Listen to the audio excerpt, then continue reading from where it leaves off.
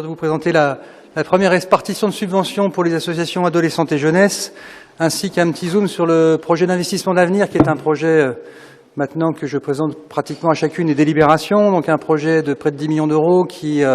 engage 4 collectivités, Orvaux, Saint-Herblain, Rezé, la ville de Nantes, ainsi que 8 associations, l'association AFEV, l'Atelier d'Initiative, le CRIGE, Entreprendre dans la Cité, les Francas de Loire-Atlantique, l'association Léo Lagrange Ouest, la Maison des Adolescents et Parcours le Monde.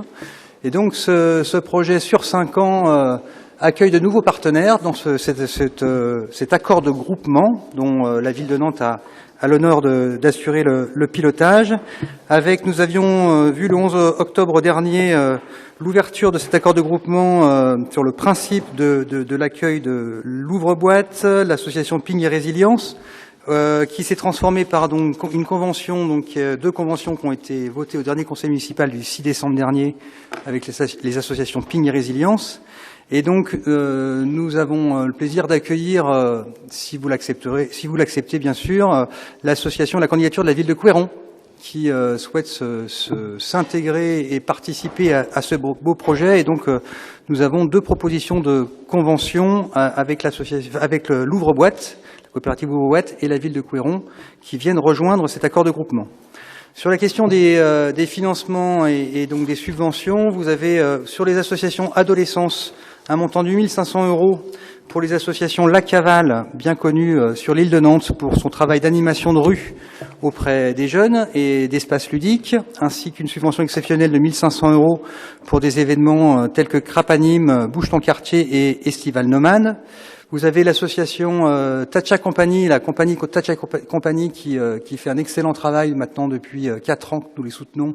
en direction des adolescents des collèges et qui nous propose une nouvelle représentation avec les collégiens du quartier de Malakoff. Sur les associations jeunesse, vous avez donc pour un montant total de 46 millions €, donc un financement de 21 000 € pour l'association Big City Life, qui est un média associatif bien connu aujourd'hui puisqu'ils ont près de 50 000 visiteurs chaque mois sur les questions de musique actuelle, les événements insolites aussi sur la ville de Nantes. L'association Make a Move aussi qui défend et propose des cours de hip-hop sur le quartier de Nantes-Est. L'association Ambition Jeunesse sur le quartier de Malakoff, qui fait à la fois du soutien à la scolarité et développe des activités en direction des jeunes, donc des 16-25 ans, qui est en plein développement. L'association HB2, qui est un de nos pionniers de la culture hip-hop et de la street dance, qui est implantée dans le quartier Bellevue,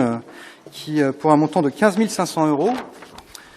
L'association Fragile, qui fait de l'éducation aux médias et développe l'esprit critique de nos jeunes sur le quartier Breil et d'Hervalières, mais plus globalement sur l'ensemble de l'agglomération nantaise, voire le département, qui fait un excellent travail aussi, développement de l'esprit critique, alerte sur l'utilisation des écrans et des réseaux sociaux. Et enfin, l'association CEMEA,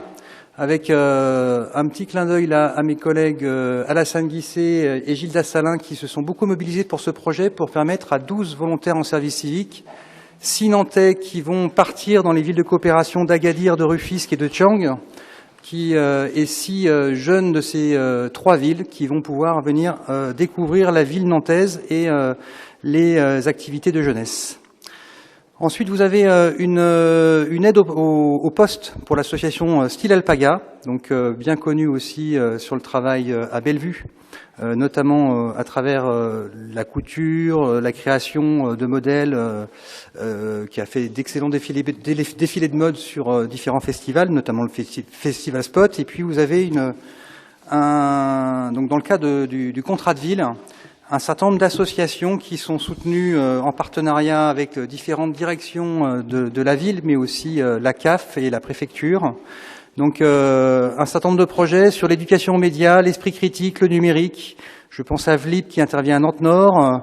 ECHO sur Nanterre, l'association Fragile bien sûr sur Bellevue et d'Hervalières, Déclic au d'Hervalières, Marie et Alphonse, Melting Pot, qui sont tous investis sur la question du numérique, éducation numérique, esprit critique, prise de recul. On parlait de fake news ce matin. Il est important que notre jeunesse aussi puisse faire son pas de côté, sa prise de recul par rapport à ces réseaux sociaux et l'utilisation des écrans. Un certain nombre de projets autour de l'expression, l'estime de soi. On sait que à l'adolescence et à la jeunesse, son corps se transforme. C'est pas toujours facile aussi à vivre. Et donc là, on a évidemment avec l'association Place au Geste, avec un concours d'éloquence qu'a Malakoff, qui avait fait une très belle première édition l'an dernier, qui a été valorisée aussi sur le festival Tissémétis, et donc qui propose une deuxième édition. Et on retrouve Tacha Compagnie, évidemment, sur Malakoff, qui aide ces adolescents aussi à pouvoir s'exprimer par le théâtre. On a des projets aussi autour du développement durable, avec une focale sur l'économie circulaire et la question de nos encombrants. C'est que les encombrants dans nos quartiers, c'est pas toujours quelque chose de toujours très bien valorisé. Et là, on a des jeunes qui se mobilisent pour récupérer ces encombrants, leur donner une deuxième vie, à travers un travail partenarial entre l'association des CMEA et Ambition Jeunesse. On a bien entendu un certain nombre de projets autour de la danse et de la musique. Je pense à Make a Move, que j'ai déjà cité. Takeover avec les Mans, qui est aussi une compagnie aujourd'hui qui est à pignon sur rue et même un très beau parcours à l'international. 2LC Connexion sur le Clotoro et Big City Life qui va rééditer une block party sur le quartier de Malakoff. On a également un certain nombre de projets autour de l'insertion et de l'emploi, mais aussi sur le soutien scolaire. Je pense à Regards aujourd'hui sur Bellevue qui fait un excellent travail soutien scolaire. L'association C'est Ouest, parce que les acteurs du sport aussi se mobilisent, pas simplement sur le sport, mais aussi en connexion sur des questions de réussite éducative, aller à la recherche de stages et profitent de ce lien à la jeunesse pour aborder avec ces jeunes d'autres sujets que la question de la pratique sportive. Également l'association Nitramenco qui travaille à partir de la vidéo sur les dervalières pour tester son CV, prise de position, enfin avoir la bonne posture aussi par rapport à des employeurs, ou la JSCB. Nous avons aussi des questions autour de la démocratisation du sport, et je pense notamment à l'excellent travail de Tous en Mer qui permet effectivement à un certain nombre de nos jeunes qui n'ont pas forcément la pratique du nautisme, de pouvoir s'exercer à un sport qui pourrait paraître peut-être réservé à une certaine catégorie de population, alors qu'en fait, là, ils arrivent effectivement à mobiliser bon nombre de jeunes autour de cette pratique du loisir en mer. Enfin, des questions de mobilité, avec l'association Léo Lagrange Ouest, Faites le Mur, les Deux Rives, qui embarquent des jeunes à la fois sur de la mobilité en France, mais aussi en Europe. Je pense aux Deux Rives qui emmènent aussi des jeunes sur Londres, et ça me permet de faire un petit pas de côté, notamment sur la délibération qui sera en fin de conseil portée par Pascal Bollot, sur les fameuses bourses. Et je regarde Julien Mavel, qui, je sais, est parfois critique sur ces bourses au projet à la mobilité, mais aujourd'hui, nous avons une dizaine de projets aujourd'hui qui, donc c'est une action portée à la fois par la ville d'Orvaux et la ville de Nantes, qui permettent à des jeunes, effectivement, de partir en première mobilité à l'international, et qui est plutôt plébiscité. Et puis, vous avez en fin de délibération, toujours dans le cadre du PIA, donc en tant que chef de file, un travail de redistribution de moyens financiers à 4 associations qui sont, excusez-moi, Entreprises dans la Cité pour un montant de 4 000 €, la FEV sur son programme d'engagement solidaire, la plateforme d'engagement solidaire étudiant, l'association des Francas qui travaille sur le brevet de l'engagement, et enfin Parcours le Monde sur la mobilité. Je dirais un dernier mot sur la question des CLAP aussi, qui seront aussi passés en délibération finance, mais qui,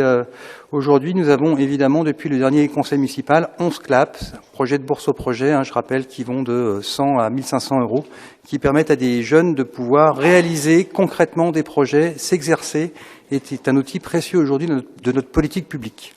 Je vous remercie. Vous trouverez évidemment tous les avenants de convention qui, pour les associations qui dépassent 23 000 €, évidemment, s'ajustent avec cette délibération.